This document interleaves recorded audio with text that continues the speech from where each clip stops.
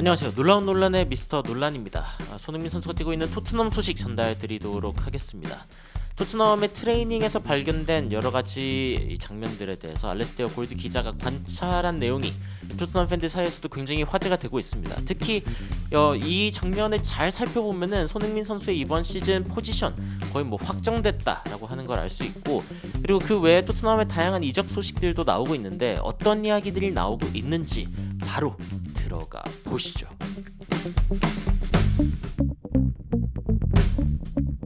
자, 일단 이번 토트넘 도쿄에서의 트레이닝에서 어떤 선수들이 없었는지, 누가 또 이제 부상을 당하고 아팠는지, 그리고 제드 스펜스가 특별히 또 열심히 훈련하고 있는 장면들, 이런 것들이 잡혔다라고 이야기를 하고 있습니다. 토트넘 측에서도 이제 손흥민 선수의 트레이닝 장면, 이런 것들을 이제 내보냈는데, 이 손흥민 선수 엄청난 인기를 이제 일본에서도 보여주고 있죠. 게다가 포스테코글루 감독이 J리그에서 감독을 한 경력이 또 있기 때문에 토트넘 팬들이 포스테코글루 감독 역시 굉장히 보고 싶었을 것 같다라는 생각이 듭니다.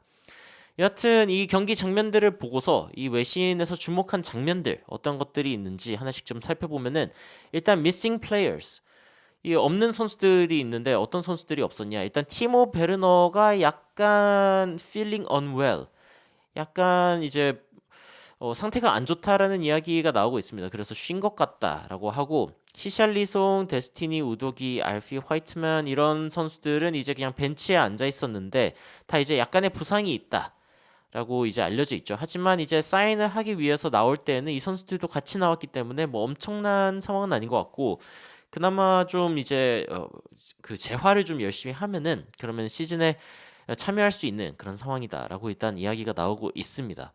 그리고 이제 풋볼 런던에 어떤 선수들이 이제 그 뛸 수 있느냐, 이런 이야기들을 이제 포스테코글루 감독이 이야기하기도 했는데, 일단 벤 데이비스가 이번 주에 다시 트레이닝을 시작하면서 이제 부상에서 벗어났다라는 이야기가 나왔고, 히샬리송이랑 데스티니 우도기 정도가 일단 지금은 뛸 수 없는 상황이지만 나머지 선수들은 체력적으로 괜찮다라고 이야기를 했습니다. 베르너가 이제 심각한 부상이 아니다라는 걸 이제 알 수 있는 대목이긴 하지만 일단은 최근 훈련에서 빠져 있었고, 그리고 이제 그 훈련을 할 때 그때 이제 입고 있는 조끼 같은 것들을 봤을 때 어떤 선수들이 선발로 나설지 예측이 가능했는데, 이 노란색 조끼를 입은 팀이 누구였냐? 일단 골키퍼의 비카리오, 그리고 이제 사이드백 쪽에 그레이 혹은 이제 데이비스랑 이제 교체하면서 뛰었고, 스킵 에메르송을 일단은 이제 그 센터백 포지션에 두는 모습, 로메로, 그리고 이제 반더벤, 드라구신, 이런 선수들이 전부 다 이제 유로 이렇게 막 참여하면서 코파 참여하면서 이제 늦게 합류를 하고 있는 상황이기 때문에 일단 센터백 자리는 스킵이랑 에메르송으로 떼온 것 같고요. 그리고 포로 같은 경우에 지금 이제 스펜스랑 교체를 하면서 뛰었다. 그러니까 제드 스펜스도 지금 토트넘이 충분히 활용하려고 하는 의지를 보이고 있다라는 걸 알 수 있는 대목이고요. 그리고 이제 미드필드 부분에 누가 있었냐? 비수마, 메디슨, 클루셉스키는 이제 토트넘에서 공격형 미드필더로 뭔가 이제 그 포지션을 굳힌 것 같습니다. 그 포스테코글루 감독이 아무리 생각해도 이 선수를 사이드에서 쓰기에는 뭔가 좀 느리다라는 생각이 든 것 같아요. 하지만 중간에 있을 때에는 생각보다 팀의 어떤 배꼽 역할, 이 무게추 역할을 좀 잘해주는 것 같다라는 평가를 내린 것 같습니다. 그리고 이제 손흥민 선수가 스와핑 with 무어, 마이키 무어 선수와 이제 교체를 하면서 뛰었고, 그리고 이제 베르발이 또 공격진에 있었습니다. 베르발이 사르랑 이제 스왑을 하면서 공격진에 있었고, 존슨이 솔로몬이랑 이제 스왑을 했다라고 이야기가 나오고 있는데, 이것도 굉장히 흥미로운 장면 중 하나입니다. 베르발 선수랑 사르는 일반적으로 이제 미드필더 자원으로 분류가 되는 선수들인데, 그런데 이제 최전방 3명 중에 한 자리를 이제 베르발, 그리고 그 자리를 사르랑 이제 교체를 시키면서 뛰게 하는 포스테코글루 감독의 모습을 볼 수 있었고, 존슨 역시 이제 뛰는데 솔로몬이랑 이제 교체를 하는 모습을 보여줬다라고 하면서 솔로몬도 아직은 기회가 있는 상황이다라고 이야기를 할 수 있겠죠. 여튼 이제 그레이가 미드필드에서도 뛰기도 했었고, 베르발, 사르, 클루셉스키가 전부 다 이제 최전방의 공격 자리에서 이제 좀 돌아가면서 아마 윙어 자리겠죠. 윙어 자리를 돌아가면서 이제 한 번씩 시도해보는 모습이 보였다라고 이야기가 나오고 있습니다. 그리고 이제 오렌지색의 어떤 조끼를 입었던 선수들, 아무래도 이제 나머지 선수들인데 브랜든 오스틴 선수라던가 아니면은 돈리, 필립스, 디바인, 홀, 아봇, 스칼렛, 벨리즈 다 어린 선수들이죠. 근데 여기서 할 수 있는 부분 중에 하나는 일단 마이키 무어 선수 같은 경우에는 다음 시즌 이제 1군에서 활용될 가능성이 있는 것 같은데 돈리 같은 경우에는 아직 그렇지 않고 필립스 같은 경우에도 지금 센터백인데 토트넘이 센터백이 없는 상황에서도 필립스를 쓰지 않고 있기 때문에 뭐 필립스는 일단 주전에서 밀렸다라고 보는 게 거의 뭐 확실한 것 같습니다. 그리고 스칼렛, 벨리즈, 아봇, 홀, 뭐 디바인 이런 선수들 역시 이제 토트넘 1군보다는 일단은 이제 유스에서 조금 더 뛰다가 그러다가 올라올 확률이 높지 않을까라는 생각이 듭니다. 그리고 이 부분이 굉장히 중요합니다. 제드 스펜스가 특별 훈련을 받고 있다. 근데 이제 제드 스펜스가 훈련을 받는 그 상황에 대해서 설명을 할 때 이 풋볼 런던에서 손흥민 선수에 대한 이야기도 나옵니다. 손흥민 선수가 어떤 훈련을 했는가? 자, 모든 선수들이 뭐 프리킥 연습을 하고 그리고 나머지는 이제 패스를 하고 그리고 이제 나머지는 손흥민 선수가 scoring goal after goal. 골을 넣고 또 넣고 또 넣고 하는 모습을 손흥민 선수가 이제 훈련에서 보여줬다 이겁니다. 그런데 여기를 보면은 손흥민 선수가 이번 시즌 완벽하게 중앙 공격수다라는 걸 알 수 있습니다. 저는 이제 지난 시즌부터 계속 주장해 왔지만 포스테코글루 감독이 원하는 손흥민 선수의 포지션은 중앙 스트라이커로서 패스를 마무리해가지고 골로 집어넣는 역할을 손흥민 선수가 해주기를 원한다. 라고 제가 이제 줄창 이야기를 해왔었는데 일단 토트넘의 스쿼드가 어느 정도 완성이 된다면 그러면은 손흥민 선수는 굳이 윙어에서 뛸 필요가 없어집니다. 사실 손흥민 선수가 이제 조금씩 더 나이가 들고 있는 상황이기도 하고 그리고 이제 최전방 스트라이커가 아무래도 수비적인 어떤 부담이 더 적은 자리이기도 하기 때문에 윙어들은 어쨌건 수비를 하기 위해서 내려와야 하는 게 현대 전술에선 어쩔 수 없는 부분이죠. 그런데 이제 손흥민 선수가 최전방 공격수로 이제 뛸 확률이 굉장히 높다. 이번 시즌 내내. 그리고 손흥민 선수가 지속적으로 골을 넣는 데 집중하는 그런 훈련을 보여줬다라는 게 여기에서 이야기가 나오고 있습니다. 그리고 이제 제드 스펜스 이야기가 나오고 있는데 제드 스펜스 같은 경우에는 1대1로 시니어 어시스턴트 코치 이 매트웰 코치와 1대1로 지속적으로 이제 트레이닝을 하고 있었다라는 이야기가 나오고 있습니다. 일단 기본적으로 뭐 체력을 끌어올리기 위함일 수도 있고 아니면 토트넘의 어떤 전술적인 부분들을 이제 몸에 빨리 익히기 위함일 수도 있고 여하튼 이 제드 스펜스가 토트넘에서 활용되는 부분 이거에 대해서도 이야기가 지속적으로 나오고 있습니다. 제드 스펜스가 과거 이제 콘테 감독에게 좀 무시를 당하고 이제 뭐 채팅창에서도 이야기가 나오고 있죠. 뭐 전술을 이해 못한다 뭐 이런 평가를 받았다고 하지만 제드 스펜스 스스로는 아니 기회도 안 주면서 왜 그렇게 이야기를 하냐라고 이야기를 했었거든요. 그런데 포스테코글루 감독이 현재 지향하고 있는 토트넘의 방향성이 아무리 젊은 선수라 하더라도 재능이 있으면은 그럼 기회를 주겠다라는 거기 때문에 이 제드 스펜스 역시 기회를 줘보고 있는 상황이다라고 봐야 될 것 같습니다.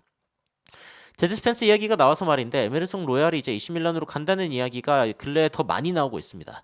아무래도 이제 밀란과 에메르송 로얄의 딜이 점점 더 이제 어떤 합의에 가까워지고 있다라고 이야기를 할 수 있는 부분이고 에메르송 로얄이 떠나게 되면은 그러면은 이 자리를 확실하게 이제 제드 스펜스가 메우게 되는 그런 상황이 되겠죠.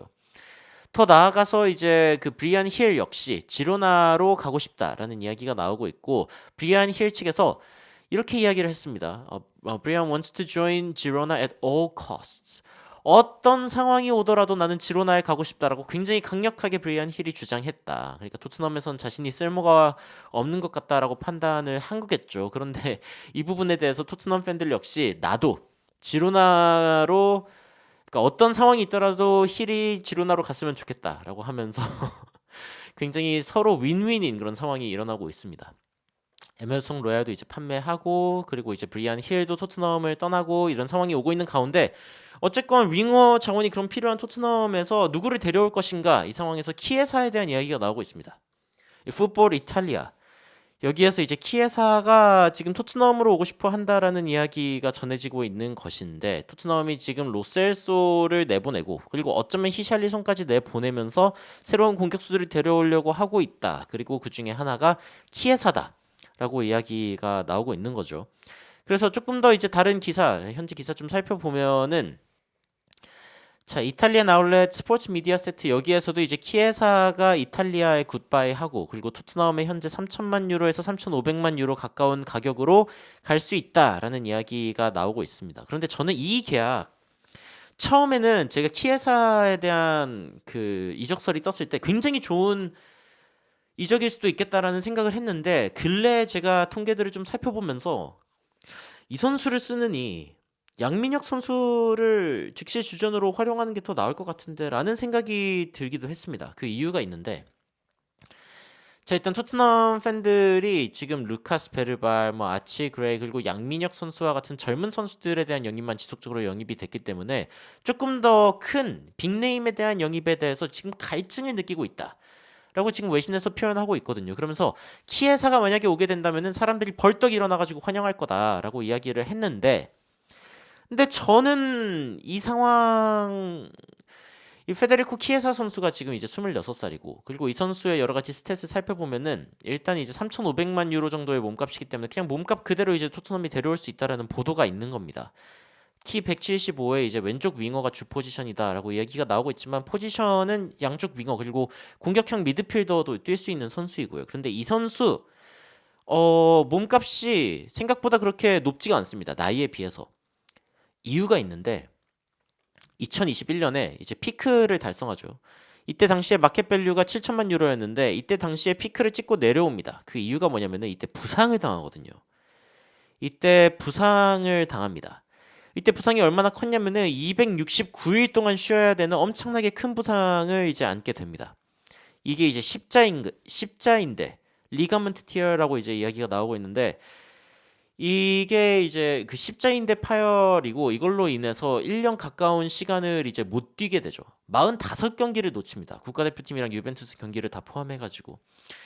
그래가지고 이렇게 된 이후가 이제 또 중요한데 2022-23 시즌에 엄청나게 많은 잔부상이 이제 나오는 걸 볼 수 있죠. 그 중에는 이제 십자인대랑 관련되어 있는 이제 knee problem, 이 무릎에 대한 문제도 지속적으로 일어나고 있고, 그리고 24-23 시즌, 23-24 시즌에도 지속적으로 이 잔부상이 엄청나게 많이 일어나고 있습니다.